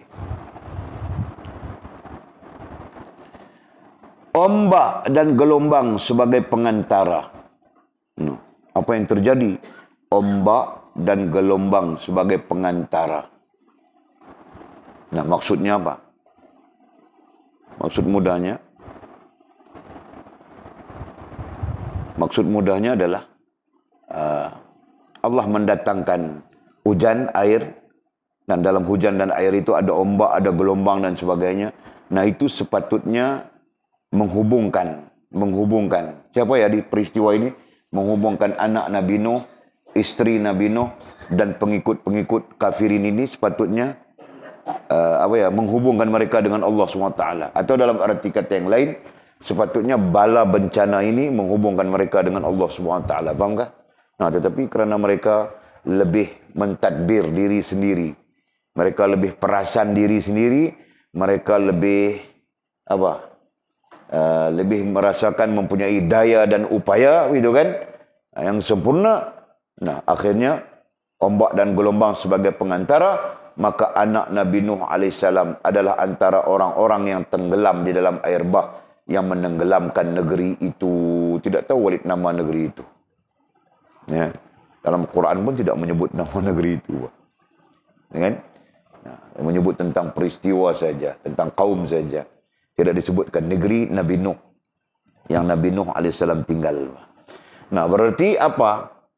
Berarti Allah SWT mendatangkan hujan, ya, sebagai perintahnya, kemudian mendatangkan gelombang, mendatangkan apa lagi ya, ombak yang besar, nah menenggelamkan sekalian yang ada, kan? Termasuk bumi ini tenggelam. Nah, ketika Allah SWT memerintahkan air itu kering, disudut oleh bumi, nah mati semuanya sudah. Tumbuh-tumbuhan pun mati. Bahkan kata para ulama, gunung ganang pun mati. Kan? Gunung ganang pun mati, tumbuh-tumbuhan pun mati, bumi pun mati. Karena tenggelam di dalam air. Tahukah? Nah, betul bang kan? Apa yang tenggelam di dalam air itu mati. Kecuali yang dia adalah makhluk yang diciptakan oleh Allah SWT untuk hidup di dalam air. Kan? Kita pun kalau tenggelam dalam air, mati, tahukah? Jangan main. Miri, kau jangan cuba-cuba. Nanti kau mau cuba, aku mati. Mati, Miri, mati. Kalau mati, terus pergi mati, cari tidak jumpa, tidak apa-apa. Aku takut mati, sangkut di pokok itu. Jumpa di parit sana. Aku takut macam itu saja. Susah kami, tahukah? Mau report polis itu, mau buat begini, mau susah, apa? Nah, mati dia hilang terus. Tidak tahu di mana dia. Masuk alam ghaib. Nah, senang bagi kami. Faham tak? Okey. Justru itu. Oleh itu hendaklah kamu ingat dan fikirkan tragedi sedemikian. Jadi katanya, oleh itu, nah itu isim isyarah itu. Faktanya apa? Faktanya cerita Nabi Nuh dengan anaknya, dengan istrinya. Ya, itu faktanya. Jadi, hendaklah sepatutnya kamu ingat. Ya, kita ingat. Sepatutnya kita ingat. Dan fikirkan. Ingat dan fikir. Fikir dan ingat. Terserah. Tragedi sedemikian. Tragedi ataupun yang kita sebutkan sebagai musibah, bala, bencana. Bala, bencana, musibah. Nah, pusing macam mana pun tidak apa-apa. Kan? Ya, kita pun sepatutnya berfikir begitu juga. Ketika berdepan dengan yang namanya musibah, yang namanya bala, yang namanya bencana. Nah, kata musannif, apabila kamu ditimpa ombak qadar dan qada Allah Subhanahu wa taala. Nah, katanya kan, kita pun sepatutnya berfikir seperti mana, ataupun berfikir dan mengambil pengajaran, bahasanya begitu. Ya, kita pun sepatutnya berfikir dan mengambil pengajaran. Hendaklah kamu ingat. Nah, ingat itu mengambil pengajaran. Ya. Ingat mengambil pengajaran dan fikir dan berfikir. Nah, begitu, Pak. Katanya, apabila kamu ditimpa ombak qadar dan qada Allah Subhanahu wa taala. Nah, musannif menggunakan parafrasa. Ya. Musannif menggunakan parafrasa. Jadi katanya apa? Apabila anda ditimpa ombak qadar dan qada Allah Subhanahu wa taala. Padahal kita bercakap qada qadar, mana kita pernah guna istilah ombak kan? Nah, itulah parafrasa. Jadi dia mengambil istilah ombak, gelombang sebagai gambaran tentang nanti ada kekacauan di sana. Ya kan? Nah, kekacauan itulah kita namakan ujian. Kekacauan itulah kita namakan musibah. Kekacauan itulah yang kita namakan bencana. Ini terkait dengan apa yang kita ajar. Kita cerita sudah tentang qada, qadar, dan padang takdir. Kan? Nah itu. Jadi dia mendatangkan hal yang sama. Dia menyebut apa? Ombak qadar dan qada Allah SWT. Dia menyebut sepintas selalu. Secara terbalik. Nah kalau kita menyebut, kalau mau pakai perkataan ombak, gelombang, ombak, gelombang, qada. Ombak, gelombang, qadar. Ombak, gelombang, takdir. Nah, jadi kita sebut begitu saja. Kan? Hakikatnya takdir saja kan. Mana kita tahu qada apa? Itu Allah SWT dalam ilmu Allah SWT. Kemudian kita tahu qadar. Qadar karena keterlibatan kita. Gitu kan? Nah, hakikatnya yang terjadi adalah takdir. Nah, begitu. Okey. Jadi katanya apabila kamu ditimpa ombak qada dan qadar Allah Subhanahu wa taala. Nah, apabila menimpa itu takdir sudah, Pak. Kan? Janganlah kamu kembali ke gunung akal yang bagus katanya. Ya. Nah, itulah yang boleh sebutkan tadi. Peristiwa yang berlaku kepada Sayyidina Umar, Sayyidina Nabi Nuh alaihissalam, baginda Nabi Nuh alaihissalam. Ya,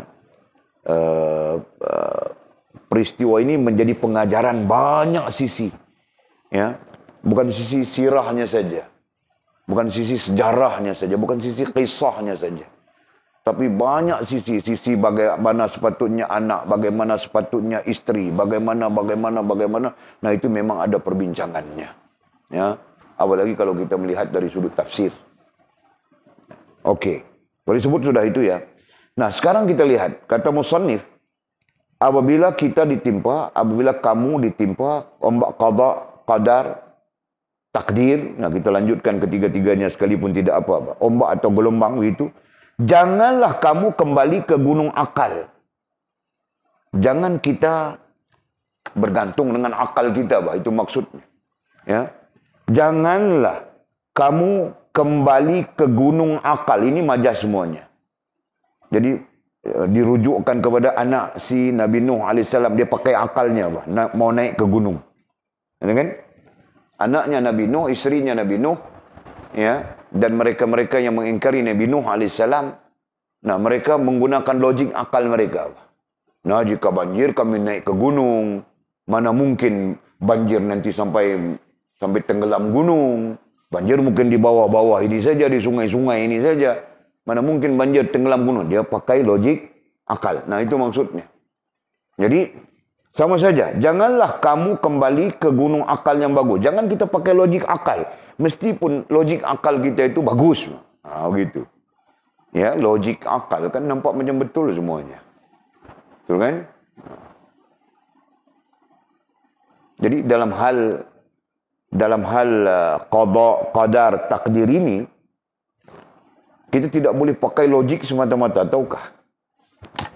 Nah, apa logiknya kita makan buah anggur, padahal kita pokok anggur pun tiada? Apa logiknya? Oh, orang beli. Nah, orang beli itu satu hal. Itu caranya Allah Subhanahu wa taala mau merezekikan kepada siapa yang dia kehendaki, betul kan? Nah, begitu, Pak. Nah, orang ini pergi beli buah anggur, datang hantar kepada kita. Kita pun makan buah anggur. Betul kan? Kita pun makan pisang, kita pun makan itu, makan ini, makan itu, makan. Nah, hari ini Allah SWT mentakdirkan kambing kita seekor biri-biri. Terjerotkah lehernya? Sembelih sudah. Mula-mula ingat mati sudah. Lepas itu pergi tengok, mamamu kata panas. Nah, Walid pun pergi tengok, bah. Pergi tengok, betul panas. Coba, kalau darah memencut, berarti dia hidup, bah. Masih hidup, cuma dia flat. Tapi kalau darahnya tidak memancut, nah kita ini rugi seekor, 1,000. Rugi 1,000, bah. Tahu kah? 1,000 lebih, bah. Besar sudah, ha? Besar sudah tu. Nah, porup sembelih, pemancut darahnya. Alhamdulillah. Allah Ta'ala tetap merezekikan kepada kita, tahu kah? Nah itu, yang kupikirkan tadi, sama saja ini, sama saja. Dengan, jika Allah menghendaki itu menjadi rezeki, dia keras macam mana pun, menjadi rezeki kita juga kan. Faham tak?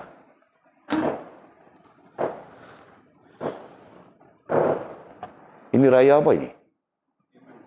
Ha? Dia berbalik lagi kah? Okey. Terus. Janganlah kamu kembali ke gunung akal. Didhabit ya. Dengan maksud mudahnya adalah jangan kita mengikut akal kita, bah. Walaupun rasional itu adalah sesuatu yang boleh diterima, tetapi dalam keadaan-keadaan tertentu akal itu perlu berada di bawah wahyu, kan? Nah, kita belajar sudah kaidahnya, metodologinya. Kita belajar ya akal, struktur kitanya, pertama Quran, kedua sunnah, ketiga akal. Nah, begitu kan? 1, 2, 3. Akal sama sekali tidak boleh di atas daripada Al-Quran, di atas daripada sunnah. Nah, ini bermaksud akal pada bila-bila masa pun, pada keadaan apapun, perlu dirujukkan kepada Al-Quran dan sunnah. Kan? Faham tak? Nah, sekiranya bertembung logik akal dengan Al-Quran, nah perlu mengikut Al-Quran. Sekiranya bertembung logik akal dengan hadis baginda Nabi SAW, nah perlu ikut hadis baginda Nabi SAW. Ya.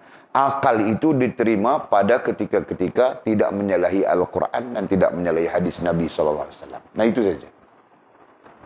Ya, boleh faham tak? Nah, kalau kau letakkan akal di atas, ya, menyalahi ini, kau letakkan akal nombor 1. 1 akal, nombor 2 Quran, nombor 3 hadis. Nah, ini siapa? Ini akidah siapa ini? Ha?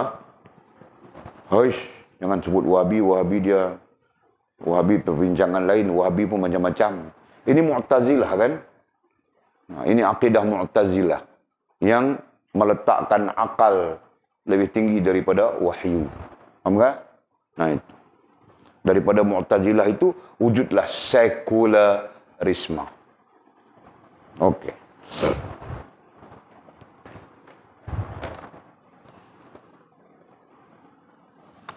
Terus, nah katanya janganlah apabila kita ditimpa ombak qadar, ombak qada, qadar takdir. Nah, diistilahkan ombak, gelombang, atau lebih mudah adalah bala, bencana, musibah dalam takdir, dalam padang takdir hidup kita. Janganlah kamu kembali ke gunung akal. Nah, jangan kita bergantung dengan akal kita. Banyak keadaannya akal kita tidak mampu menjawab. Gitu kan? Nah, Walid banyak keadaan. Walid adalah orang yang sentiasa berfikir, tahukah? Kepala Walid sentiasa jalan fikir saja. Nah, aku pikir semuanya. Macam Walid cerita dengan kamu orang. Duit tiada. Mau cross India. Masuk Pakistan. Duit ada berapa ringgit, berapa saja. Berapa dolar saja. Nah, dapat tiket bus free, $250. Kamu pikir macam mana itu? Nampak? Itu tidak kau pikir macam mana pun tidak boleh, Pak. Orang putih itu bukan kenal Walid. Walid dengan serban, dengan apa semua. Orang putih itu pakai spender saja, kau tahu kah? Dia pakai seluar pun banyak spender saja. Perempuan-perempuan itu dengan bau tidak mandinya, busuknya macam-macam. Hipis. Panggil apa itu? Hipis kan? Jenis jalan sana, kulit merah-merah semua kena panas tu kan? Dia orang tu Pak. Backpacker lah. Itu. Mana boleh fikir bah dia pergi beli tiket bas ke si Walid tu. Walid bukan minta dengan dia. Walid tidak cakap satu perkataan pun tidak keluar. Can you help me? Tak ada Pak. Walid fikir macam mana aku mau naik bas ni. Tanya itu 250, tanya Turki bas, Turki 250. Tanya bas ni semua mahal-mahal Pak. Kan? Ada satu dipanggil lagi exact bas tu 16 orang saja passenger dia. Nah, itu sampai $400. Macam mana aku fikir? Nah, tiba-tiba datang orang putih ni beli tiket. Mbak lah. Kalau kau mau pikir itu, gila. Tahu tak? Jadi itu sebabnya, Allah menyebut dalam Quran jelas kepada kita. Kan jawapannya ada sudah. Wa man yatawakkal 'ala Allahi fahuwa hasbuh. Nah, itu jawapannya. Siapa yang bertawakal kepada Allah, Allah memberinya jalan keluar. Apapun. Keadaan apapun. Nah, begitu. Nah, jadi kalau begitu kita belajar tentang tawakal kan? Belajar tawakal. Isteri belajar tentang tawakal. Suami belajar tentang tawakal. Anak belajar tentang tawakal. Kalau suami, isteri, anak memahami konsep tawakal, nah selesai masalah apapun. Yang menjadi masalah ini konsep tawakal tidak difahami. Dengan anak tidak paham. Isteri tidak paham, datang anak, anak tidak paham. Datang menantu, menantu tidak paham. Datang cucu, cucu tidak paham. Nah, hancur habis semua. Nah, kalau kita katakan tawakal itu sebagai satu institusi, nah institusi tawakal ini hancur sudah. Paham tak? Manusia bukan bergantung dengan Allah. Manusia bergantung dengan makhluk. Manusia bergantung dengan benda. Manusia bergantung dengan hal. Manusia bergantung dengan perkara. Nah, di situ institusi tawakal itu musnah. Musnah sudah. Paham tak? Jadi balik kepada hal kita, janganlah kamu kembali ke gunung akal. Nah, jangan bergantung dengan akal kita, apa? Ya. Jadi apa yang patut kita buat? Tetapi, nah, ini pengajaran. Tetapi berpeganglah kamu dengan Allah Subhanahu wa taala dan bertawakal kepadanya. Nah, itu sepatutnya. Kan? Jangan bergantung dengan akal. Jadi sebaliknya, berpeganglah. Ini perkataan terjemahan. Berpeganglah.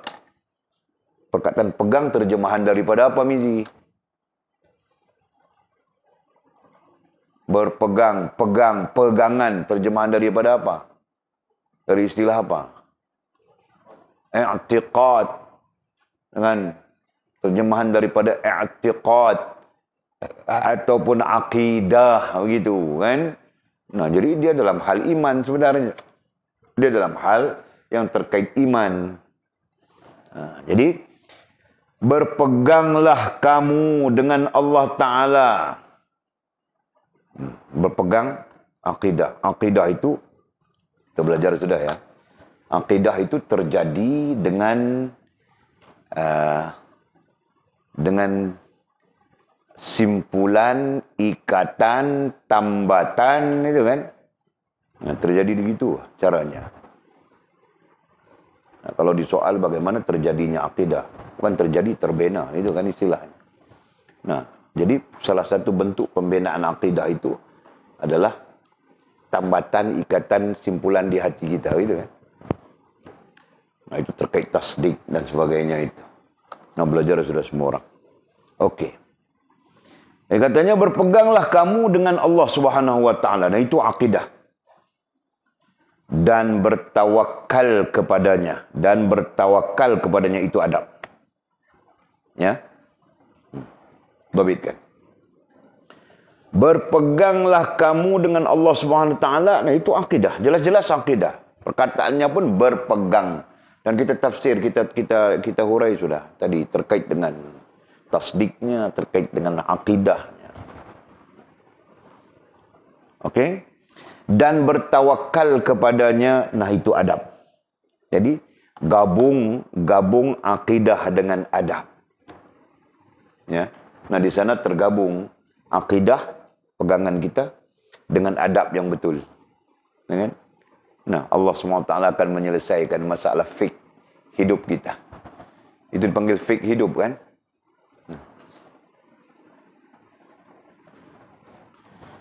Jadi kita tunjukkan begini konsepnya.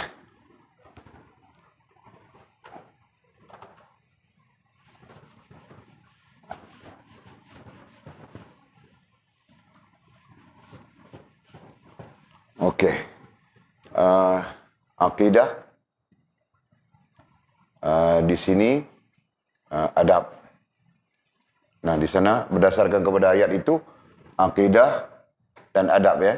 Nah, di tengah-tengah ini ibadah. Nah, jadi konsep ibadah itu dipanggil fiqh hidup. Nah, istilah kamu orang dengar malam ini ya. Fiqh hidup ataupun fiqh kehidupan. Okey? Nah, apabila kita dengan akidah, itu pegangan, kemudian dengan adab yang kita sebutkan adab di sini adalah adab. Nah, kita pakai perkataan adab saja supaya kita tidak keliru. Nah, menjadikan pegangan yang betul, adab yang baik, menjadikan Allah Subhanahu wa taala menyelesaikan fiqh hidup kita. Faham enggak? Nah, itu. Ya, di sini pegangan, di sini tawakal. Nah, disitulah kita baca dalil tadi. Wa may yattaqillaha yaj'al lahu makhraja. Nah, Allah menyelesaikan fiqh hidup. Nah, hidup kita macam-macam kan? Ada yang begitu, ada yang begini, kena begitu, kena begini, sakit begitu, sakit begini, masalah begitu, masalah begini. Mana pernah habis lah. Dan siapa yang boleh menyelesaikannya? Allah Subhanahu wa taala. Bukan kita. Faham enggak? Terus.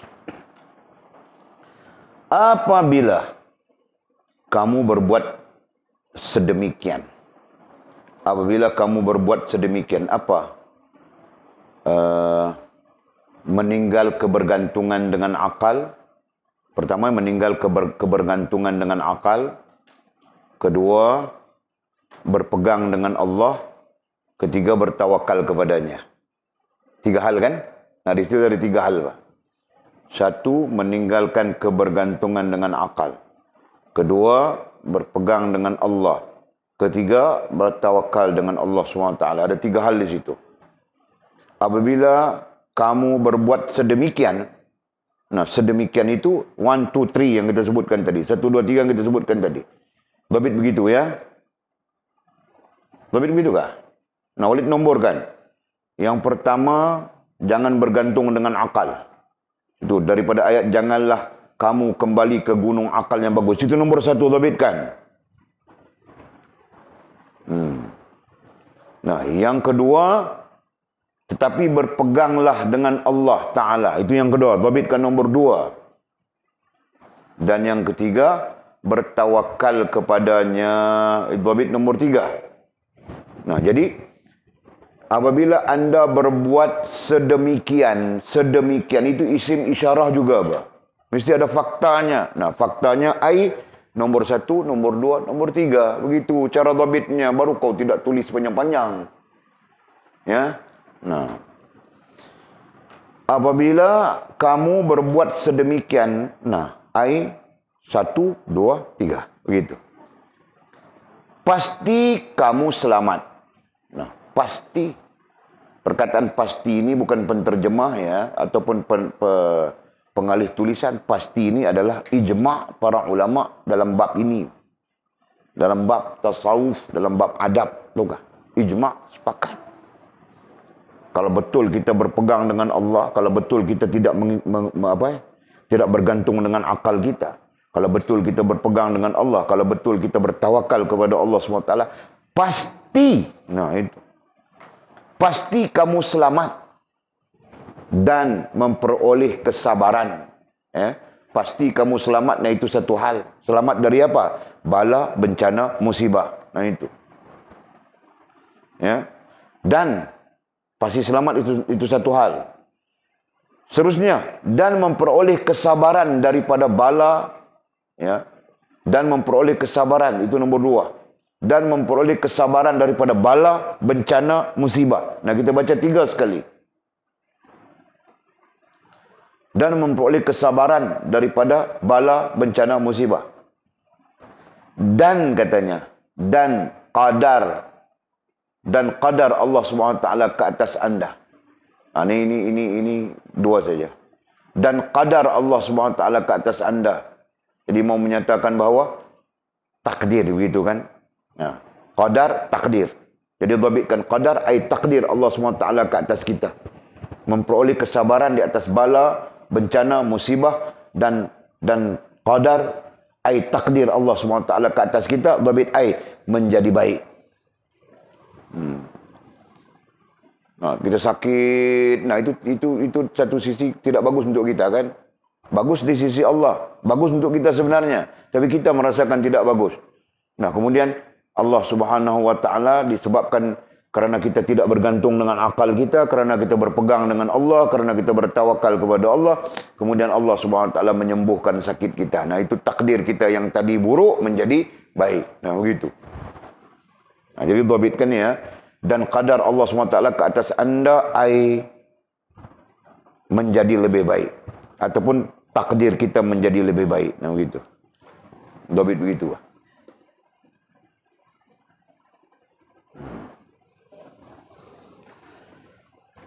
Justru itu, ini ayat terakhir sudah ya. Justru itu, tahulah kamu bahawa meninggalkan tadbir. Tahu sudah kita, paham sudah kita. Meninggalkan tadbir, tinggal perasaan, meninggalkan perasaan diri, atau dibilangnya di sini mengatur, yakni mengatur diri dan ikhtiar katanya, ya, bukan ikhtiar jasmaniah ya, ikhtiar rohaniah. Itu bersama dengan Allah SWT itu akan mendapat pahala katanya. Jadi kita tinggal mengatur diri, tinggal perasaan diri, kita kembali kepada Allah Subhanahu wa taala, ya. Bersama dengan makna kembali, ya, bersama dengan makna kembali bergantung dengan Allah Subhanahu wa taala, begitu. Ya. Justru tahulah kamu bahawa meninggalkan tadbir dan ikhtiar, ya, bersama kembali dengan Allah SWT, kembali bukan dengan ya, kembali kepada.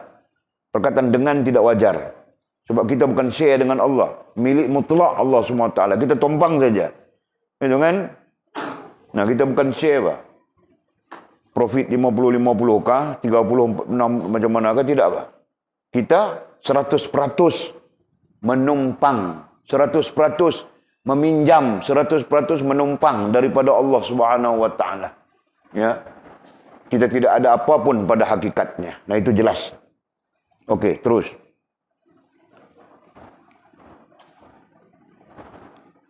Jadi katanya, tahulah anda, tahulah kamu bahawa meninggalkan tadbir, yakni mengatur diri dan ikhtiar, ya, bersama meninggalkan ya, tadi meninggalkan. Bersama artinya kembali.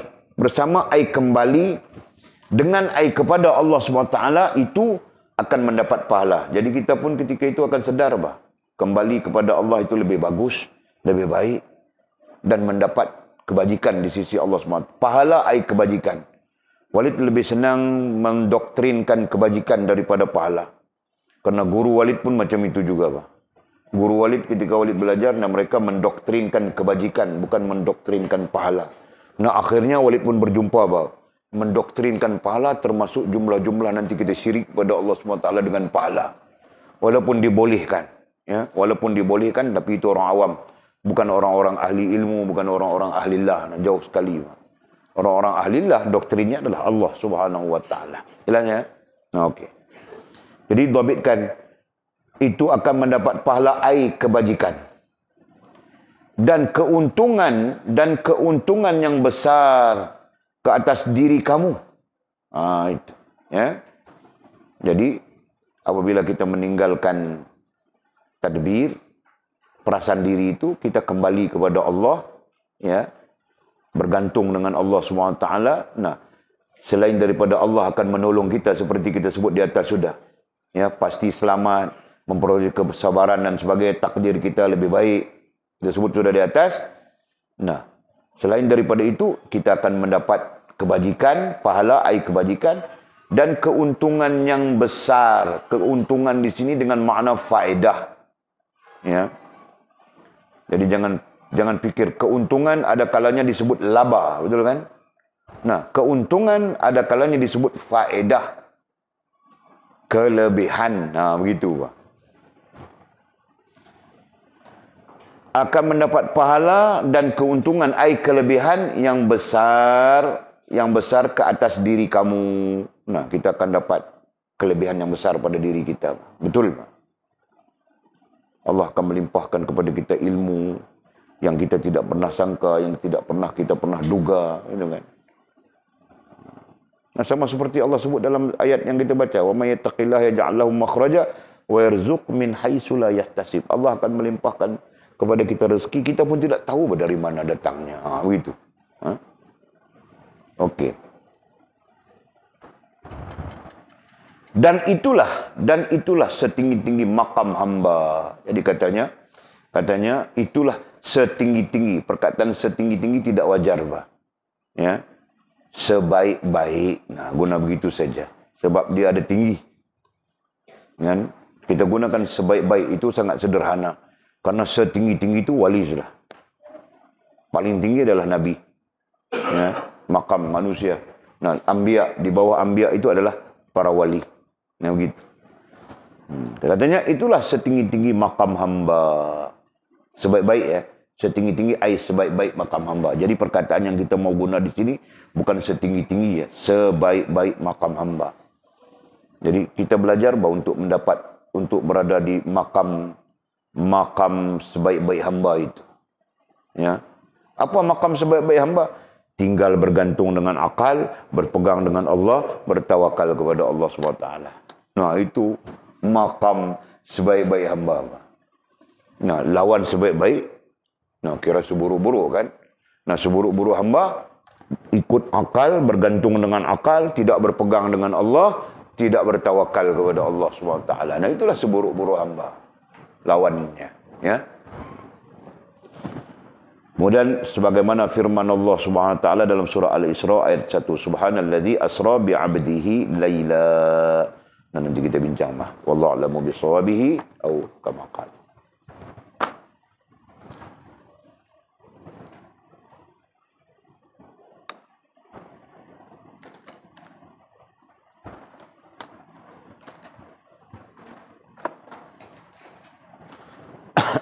Ada soalan kah? Silakan.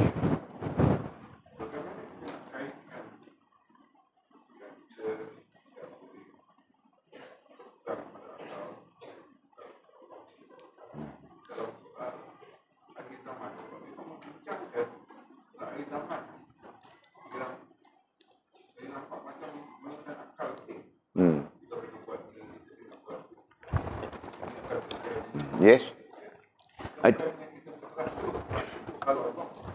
Iyalah, sepatutnya begitulah. Itu yang kita duk bincang tadi. Kenapa kita nak bergantung dengan akal kita? Akal yang duk fikir macam tu, fikir macam ni. Allah Ta'ala dia atur siap dah. Kan? Kadang-kadang kita pun pelik. Macam saya duk tengok adalah soalan-soalan dikemukakan kepada saya. Kita kena buat gudang simpan makanan. Ish, pelik. Tak ada. Para ulama' muktabar tak berbincang macam tu pun. Yang duk berbincang macam tu, yang sebenarnya dia tak ada, macam mana kita nak sebut dah, dia tidak merujuk kepada banyak perkara. Tu dia duk menakut-nakutkan. Dalam hal menakut-nakutkan orang ni salah sebenarnya. Imam Ghazali menegurnya. Para ulama' dulu-dulu tegur awal lagi. Isu Imam Mahdi, isu fitnah apa semua ni bukan isu baru, lama dulu duk bincang dah. Sejak bertemunya hadis-hadis Nabi duk bincang tentang fitnah ni, berarti orang berbincang lah. Kalau begitu berarti tabi'in semua generasi berbincang. Kenapa mereka tak buat persediaan macam tu pun? Kenapa sekarang kita nak kena buat persediaan gudang bersimpan makanan bagai mengaut? Tak perlulah.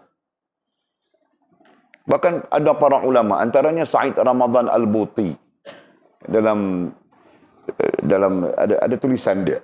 Saya tak ingat tulisan dia, tetapi ada tulisan kita pernah bentang sebagai teks usrah kita.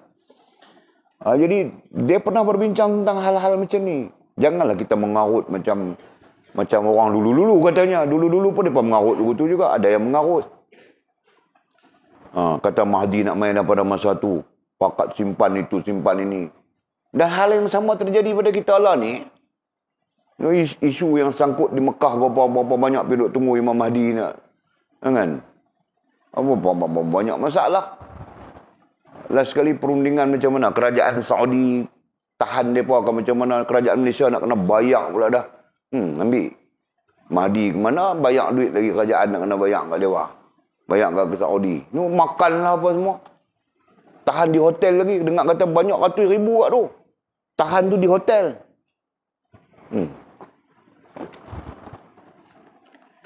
Beratus orang. Jadi masalah. Tu Mahdi ke mana? Apa ke mana? Silap-silap balik main sini, kerajaan Malaysia klaim hang kena bayar balik. Mampu ya. Jual tanah.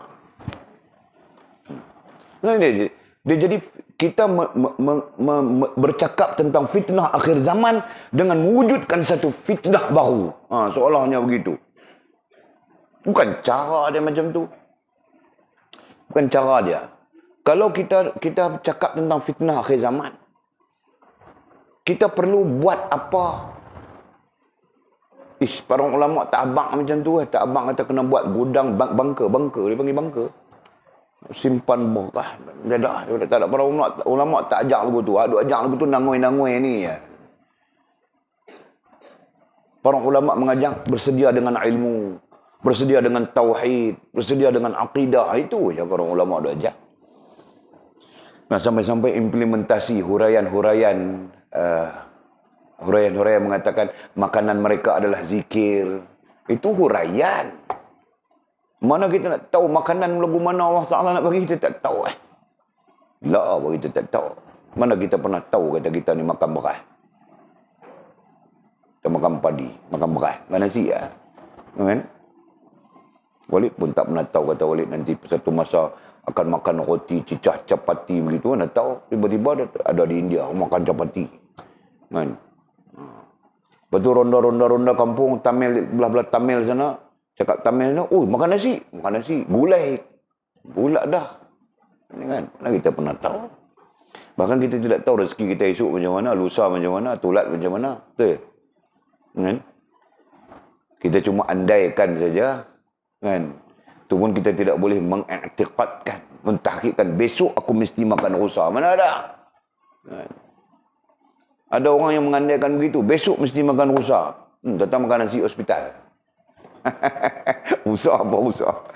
Itu contoh. Jadi kita nak abang kata kalau begitulah tahqiqnya, nak simpan bangka barang makan apa semua ni hang tahqiq nak tambah. Itulah contoh kan. Jadi itu semua sifat dia bergantung dengan akal. Mereka berfikir dan mereka meletakkan bahawa akal mereka mampu menyelesaikan masalah-masalah begitu. Tak wajarlah. Saya peribadilah, saya cakap tu peribadilah sebab saya terlibat, saya pernah masuk dalam perbincangan para ulama tentang hadis-hadis fitan ni. Dia ada daurah, masa kami di Pakistan dulu pun dia ada daurah di masjid. Daurah tu di masjid tengah-tengah kampus tu lah. Masjid besar tu, jadi daurah tu melibatkan ribuan orang.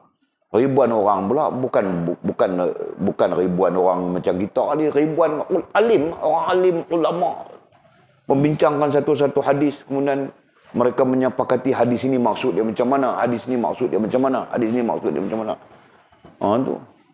Jadi tak ada pun kesepakatan kata kita kena korek buat gua bangka simpan, tak ada. Kesepakatan tu tak ada. Yang ada adalah mendapatkan ilmu untuk kita faham akidah supaya betul, supaya benar, ibadah supaya benar, dan adab kita supaya benar dengan Allah SWT. Itu saja. Yang lain tak ada apa.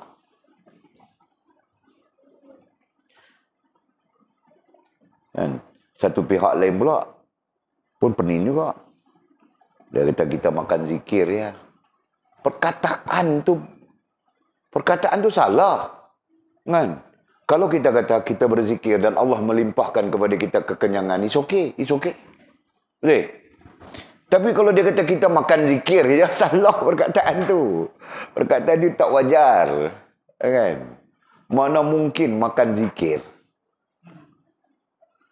Kalau itu sebab itu ini saya punya terlibat dalam perbincangan saya dengar ulama-ulama berbincang ni. Itu di antaranya. Jadi betul ke akhir zaman nanti akan berlaku begini-begini, makanan orang-orang beriman ni hanyalah zikir. Para mufti, para ulama perbetulkan tu. Bukan makanan tu, bukan zikir tu menjadi makanan, bukan. Tapi barakahnya zikir, hikmahnya zikir, Allah memberi kekenyangan kepada mereka. Jadi fakta ni dia pun betul. Dia kata tak boleh bercakap begitu. Nanti umat belakang hari dia akan fikir, oh zikir bagi kenyang. Baik aku belajar zikir lah. Apa zikir yang bagi jadi berat? Subhanallah, subhanallah, subhanallah, subhanallah. Macam berat. Alhamdulillah, alhamdulillah, alhamdulillah. Macam gulai ikan. Allahu Akbar, Allahu Akbar, Allahu Akbar. Macam gulai kambing. Dia 20 nak tu. Kan? Jadi para ulama pun tak letak dulu tu. Para ulama letak. Macam saya kata tak saat ni. Mereka menafikan, mereka menyalahi bahawa zikir itu akan kenyang. Bahkan mereka mengatakan zikir itu dengan barakahnya Allah bagi kita kenyang. Tu saja. Makna ulama jaga sampai tahap tu. Mai hari ni baca hadis fitan mula merapu dah. Nak naik bukit, nak cari gunung, nak cari tempat tang mana, merapu kan. Tak tahulah, saya malas lah nak duduk pergi cucuk. Dulu saya rajin juga. Lah ni saya malas nak pergi duduk cucuk-cucuk orang. Pak Long Zainal Asri pun sampai hari ni orang tanya dia tak jawab. Dia pun dah buat keluar agak tentang tu. Tanah kena pitang ni, kena pitang sini. Dia pun buat keluar agak. Bila orang tanya dia sampai hari ni dia tak boleh jawab. Ambil mana benda-benda ni? Dulu dia duduk pakai hujah. Dia duduk pakai hujah Tok Guru dia. Lah, dia tak boleh pakai hujah Tok Guru dia dah lah. Dia Tok Guru dia mati lah. Dia sendiri abang. Dia terperangkap di dalam masalah dia itu hari. Dia pun abang kata. Tok Guru dia mati dah, nak tanya tak boleh. Alah, dia terperangkap. Tak boleh jawab. Dekat. Orang petikai sampai hari ni. Bukan masalah. Bukan masalah orang petikai. Orang petikai kita boleh buat ya. Tapi orang yang telah mendengar maklumat, pernyataan dia, kita kena pergi duduk sekian tempat, kita kena pergi duduk sekian tempat untuk selamat. Takkan orang-orang ni berada di dalam keadaan kekeliruan, keresahan, kegelisahan. Siapa nak tanggungjawab semua ni? Benda-benda ni. Itulah dia. Benda-benda yang sedang bergolak kan, sedang terjadi. Apabila orang yang diletakkan, diotoritikan sebagai tau, dia merapu. Itu dia. Kita tak kira lagi. Hak jual biar dah tanah-tanah buat tak. Bukanlah masalah jual tanah. Dia jual tanah, dia nak buat kebajikan, silakan. Kita takut dia jual tanah kerana nak simpan, kerana nak kemat dah. Kerana nak main dah benda ni, nak main dah benda ni. 3 tahun kemudian, dia terpaksa meminta-minta daripada orang. Itu tak mahu aku tu kan. Kecuali perkara-perkara yang benar. Wallahualam. Selagi kita duk cakap, kita kritik banyak. Banyak benda yang kita berasa nak kritik pun. Tapi, bagilah lepas raya ni, 19 bulan raya. Lepas raya esok kita kritik. Allah kita tunggu saat. Wallahualam. Giliran apa ni? Bismillahirrahmanirrahim. Alhamdulillahirrabbilalamin. Wassalatu wassalamu ala asyrafil mursalin. Sayyidina wa maulana Muhammad wa ala alihi wa sahbihi ajma'in. Allahumma aftah lana futuhal arifin. Warzuqna fahman nabiyyin waj'alna min ibadika as-salihin. Allahumma ahdina as-siratal mustaqim.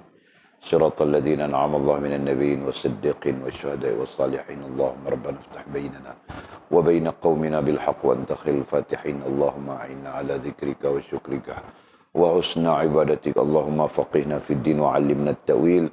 Wa sallallahu ala sayyidina Muhammadin wa ala alihi wa sahbihi wasallam. Alhamdulillahirabbil alamin. Taqabbalallahu minna minkum.